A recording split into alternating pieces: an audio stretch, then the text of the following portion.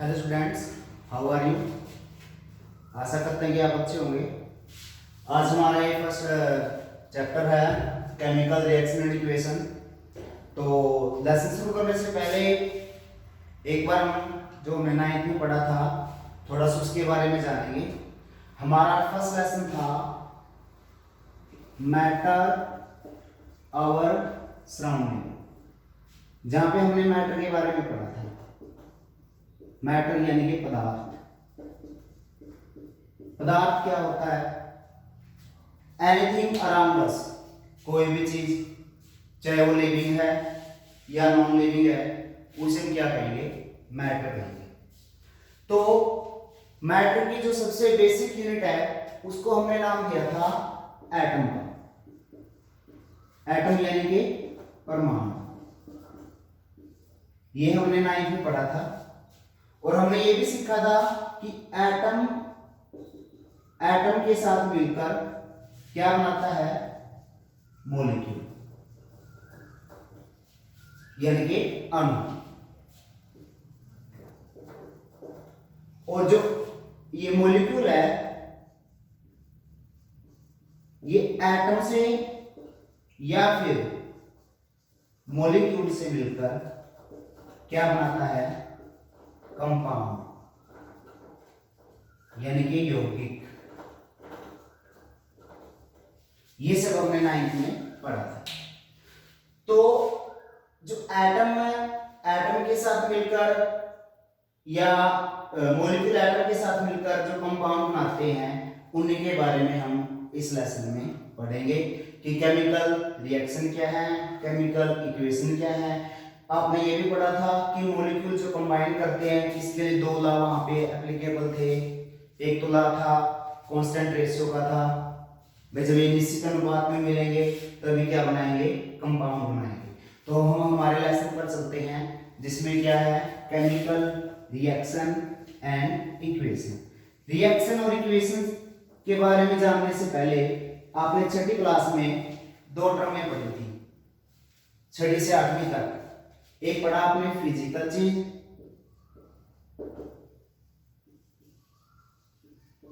और एक आपने पढ़ा केमिकल चेंज।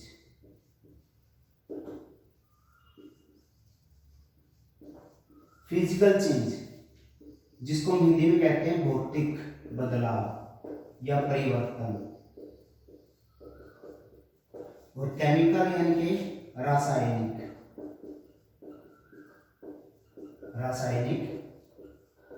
परिवर्तन। इन दोनों के बारे में आपने 6वीं से 8वीं तक पढ़ा हुआ है।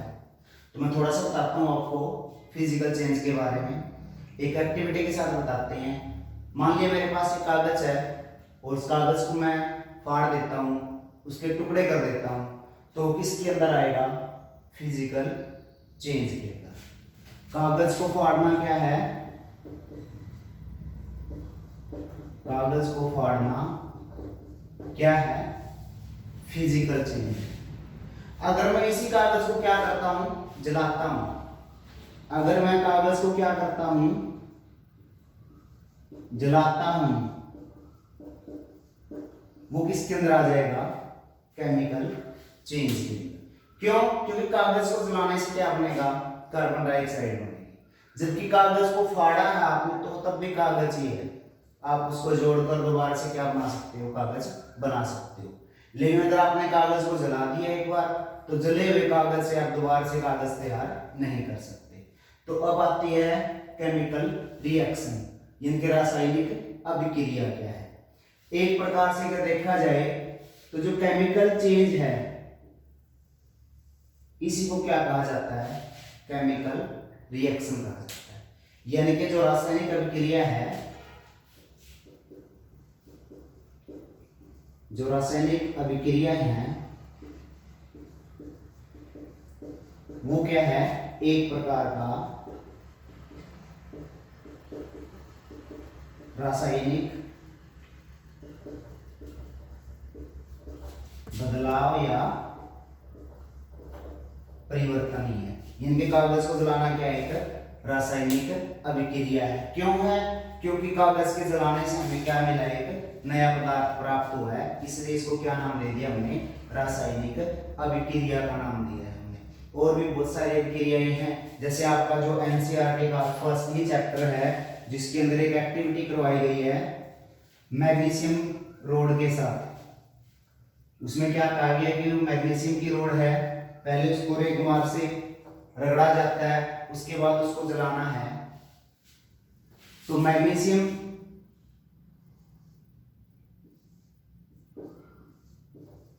अब आप किसी भी चीज को जलाओगे तो किसकी प्रेजेंस में होगा, ऑक्सीजन की प्रेजेंस में होगा।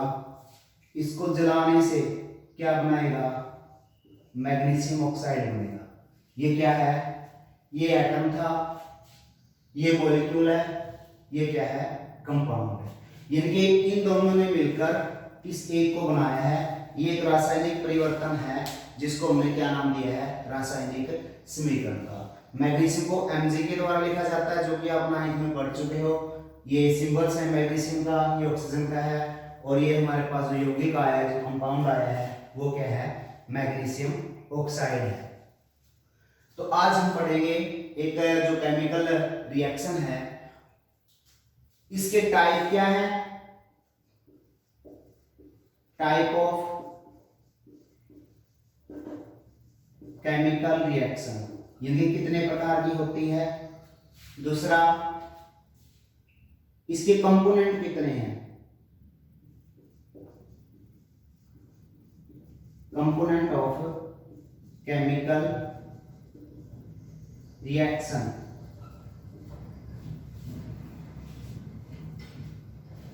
तीसरा, केमिकल रिएक्शन हो चुकी है, ये हमें कब पता चलेगा, यानी कैरेक्टरिस्टिक्स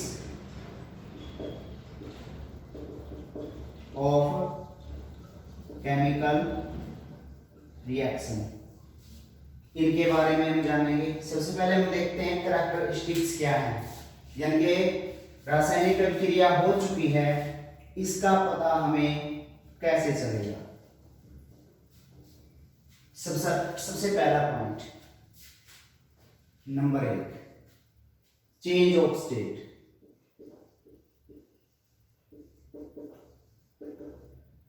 चेंज ऑफ स्टेट यानी कि अवस्था परिवर्तन।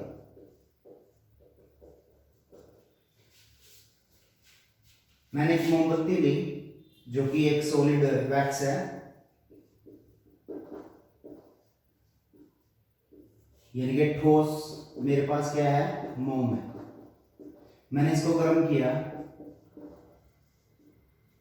तो सबसे पहले क्या बनाएगा, ये लिक्विड स्टेट में आएगा, यानी कि तरल अवस्था में। और लिक्विड के बाद ये क्या बनाएगा, वेपर। सबसे पहले क्या बनाएगा, ये द्रव, फिर क्या बनाएगा, वाष्प। ये क्या है हमारा चेंज ऑफ स्टेट, यानी कि पहले ठोस है, ठोस से क्या बन गया, तरल, तरल से क्या बन गया, वाष्प। तो जब हम कोई भी रासायनिक अभिक्रिया करते हैं तो जो हम शुरुआत में लेके चलते हैं, बाद में हमारे पास जो बन के आता है, उसमें क्या जो उसकी अवस्थाएं होती हैं वो क्या होती हैं, बदलती हैं। वो या तो ठोस से तरल पदार्थ बनेगा या फिर वो गैसीय पदार्थ में बदलेगा। दूसरा आता है हमारे पास चेंज इन स्मेल, गंध में परिवर्तन।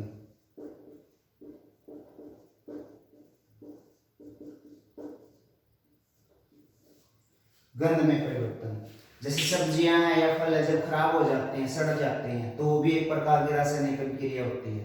तो उस दौरान जो उनकी गंध होती है वो क्या हो जाती है, बदल जाती है। तो वहां से हमें क्या पता चला कि रासायनिक अभिक्रिया हो चुकी है। क्यों, क्योंकि उनकी स्मेल क्या हो जाती है, चेंज हो जाती है। नंबर 3, चेंज इन कलर, रंग में परिवर्तन।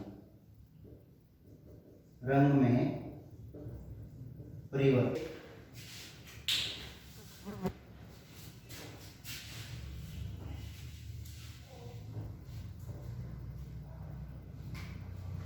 लेड नाइट्रेट की अभिक्रिया करवाई जाती है पोटासियम आयोडाइड के साथ।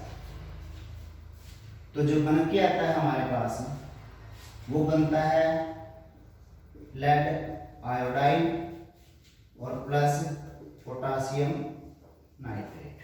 जो ये दोनों थे हमारे पास, ये थे कलरलेस, इनका कोई रंग नहीं था। लेकिन जो ये लेड आयोडाइड बना है ये कैसे कलर का होगा? येलो, पीले रंग का प्राप्त होगा। तो ये हमें किसके ओर बताएगा? Change in colour. इसके बाद नेक्स्ट हमारे पास क्या होगा? इवोल्यूशन ऑफ गैस, यानी कि गैस का निकलना। इवोल्यूशन ऑफ गैस, गैस निकलना। जैसे एक रिएक्शन करवाई जाती है, सोडियम की अभिक्रिया करवाते हैं हाइड्रोक्लोरिक अम्ल के साथ, तो ये बनाएगा सोडियम क्लोराइड, साथ में निकलेगी हाइड्रोजन गैस। जब सोडियम की हम किसके साथ, हाइड्रोक्लोरिक अम्ल के साथ अभिक्रिया करवाएंगे तो हमें मिलेगा सोडियम क्लोराइड और साथ में क्या निकलेगी? हाइड्रोजन गैस निकलेगी। जब हाइड्रोजन गैस सब निकलेगी, अगर आप एक जलती हुई माचिस की तिल्ली इसके पास लेके जाओगे तो एक पोप की धमनी के साथ ये बड़ी तेजी के साथ जलना क्या कर देगी? शुरू कर देगी। तो ये कुछ हमारे पास इंडिकेशन थे जिनसे हमें पता चलता है कि रासायनिक अभिक्रिया हुई है या नहीं हुई है। इसके बाद एक और पॉइंट है चेंज इन टेम्परेचर, तापमान में बदलाव। इसके आधार पर रासायनिक अभिक्रिया को दो भागों में तोड़ दिया जाता है। सबसे पहले है एक्सोथर्मिक रिएक्शन। एक्सोथर्मिक रिएक्शन, इसको हिंदी में कहते हैं ऊष्मा अक्षेपीय अभिक्रिया। दूसरी है एंडोथर्मिक, एंडोथर्मिक रिएक्शन, जिसको कहा जाता है ऊष्मा शोषी, ऊष्मा अक्षेपी तथा ऊष्मा शोषी। देखिए यहां पर नाम पर जाएंगे। अक्षेप में होता है बाहर निकलना, और शोषी मतलब अब्जॉर्ब करना। तो एक्सोथर्मिक रिएक्शन में क्या होगा? इसमें क्या होगा? ऊष्मा का क्या किया जाएगा? ऊष्मा क्या होगी? बाहर निकलेगी। जबकि इसमें क्या होगा? ऊष्मा का शोषण होगा। इसमें ऊष्मा को बाहर निकाला जाएगा, इसमें ऊष्मा को क्या किया जाएगा? अवशोषित किया जाएगा। आगे जब टाइप ऑफ रिएक्शन करेंगे उनके अंदर हम इनको डीपली क्या करेंगे? एक्सप्लेन करेंगे। तो उसके बाद कंपोनेंट आते हैं। रिएक्शन के कंपोनेंट कितने हैं?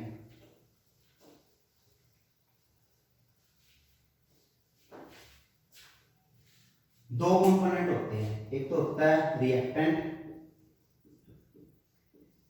जिसको हिंदी में कहते हैं अभिकारक, और दूसरा है प्रोडक्ट, जिसको कहते हैं उत्पाद। इसके अलावा एक तीसरा भी है जिसको कहा जाता है कैटालिस्ट,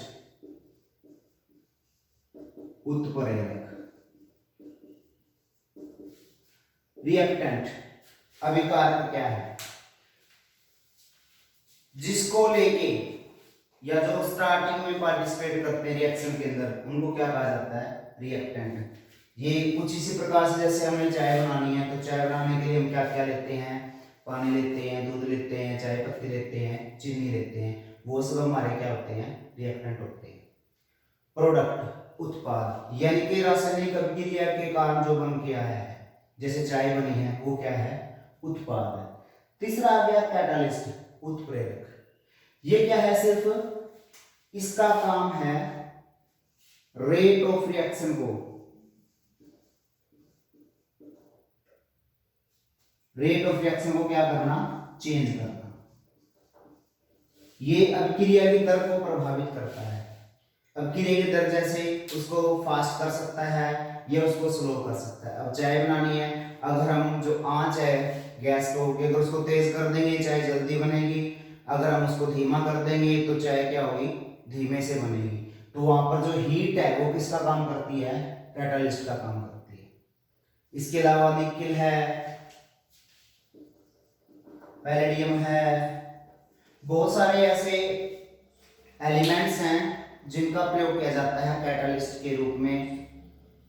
जो इंडस्ट्रीज हैं, मेडिकल इंडस्ट्रीज जिनमें दवाइयाँ बनानी होती हैं, तो वहाँ पे बहुत सारी केमिकल रिएक्शन ऐसी होती हैं जिनको पूरा करने में बहुत ज़्यादा टाइम लग जाता है। तो वहाँ पे कुछ ऐसे जो कैटलिस्ट है, निकिल है या पैलेडियम है, इनको यूज करके जो रिएक्शन की रेट ऑफ रिएक्शन है, बनने का जो दर है, उसको क्या किया जाता है, कम किया जाता है। तो रिएक्टेंट को हम परिभाषित किस प्रकार से करेंगे,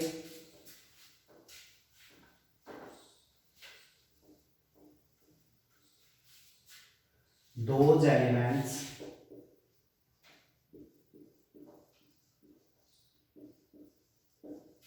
या atom which take part in chemical reaction, यानी कि वो तत्व या परमाणु जो रासायनिक अभिक्रिया में भाग लेते हैं क्या कहलाते हैं, अभिकारक कहलाते हैं। प्रोडक्ट को कैसे डिफाइन करेंगे,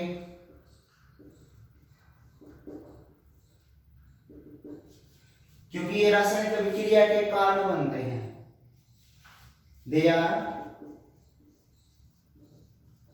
produce due to chemical reaction और चेंज। ये रासायनिक अभिक्रिया या बदलाव के कारण क्या होते हैं, बनते हैं, इनको क्या कहा जाता है, प्रोडक्ट कहा जाता है। और थर्ड हमारे पास क्या था, कैटलिस्ट, उत्प्रेरक, दे change the rate of reaction, ये अभिक्रिया की दर को क्या करते हैं, प्रभावित करते हैं, उसको कम करते हैं या उसको ज्यादा करते हैं। एक एग्जांपल के द्वारा हम समझते हैं इनको। जैसे एक सिंपल सा कंपाउंड है जिसको आप सभी नॉर्मली जानते हो, वाटर यानी कि जल। जब हाइड्रोजन ऑक्सीजन के साथ मिलती है तो पानी बनता है। यहां पर जो हाइड्रोजन और ऑक्सीजन ये जो कि लेफ्ट साइड में है वो क्या है, रिएक्टेंट यानी कि अभिकारक। जो राइट हैंड साइड में है जो कि पानी बन के है वो क्या है, प्रोडक्ट यानी कि उत्पाद। एक रासायनिक अभिक्रिया को के अंदर अभिकारक और उत्पाद को अलग अलग दर्शाने के लिए बीच में क्या लगाया जाता है, तीर का निशान लगाते हैं। तीर के निशान से लेफ्ट साइड यानी कि बाईं ओर अभिकारक लिखे जाते हैं, दाईं ओर उत्पाद लिखे जाते हैं। अगर अभिकारकों की संख्या एक से ज्यादा है तो उनके बीच में प्लस का निशान लगाया जाता है। इसी प्रकार से अगर उत्पाद की संख्या भी ज्यादा है तो उनके बीच में भी क्या करते हैं, प्लस का निशान लगाते हैं। तो बच्चों आज के लिए इतना ही है। आशा करता हूँ कि आपको समझ में आया होगा। अगर किसी प्रकार की आपको प्रॉब्लम आती है तो आप डायरेक्टली व्हाट्सएप या मुझे कॉल करके इसके बारे में पूछ सकते हैं। लेकिन इससे पहले आपने थोड़ा सा एक बार जो आपके पास बुक है एनसीईआरटी की, उसमें से थोड़ा सा लेसन आपने स्टडी आउट करना है। कल हम पढ़ेंगे टाइप ऑफ रिएक्शन के बारे में, जैसे कि 2 के बारे में आज हमने जिक्र किया था। इसके अलावा और भी बहुत सारी रिएक्शन होंगी, उनके बारे में हम पढ़ेंगे। Okay, thanks.